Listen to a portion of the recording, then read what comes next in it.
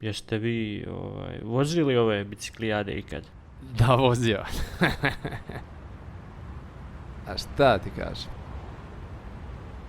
Vozio sam Tour de France i Giro. Otkuda vi na ovoj biciklijadi? Jeste vidjeli na Twitteru ili šta? Otkud vi ovdje?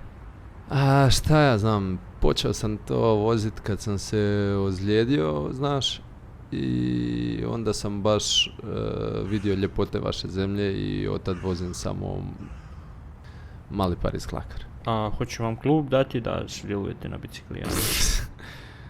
Pa, kakav klub, čovječe, nema da me ne puste, pa ja dolazim samo gdje su pečenke i sir dobar, slavonski.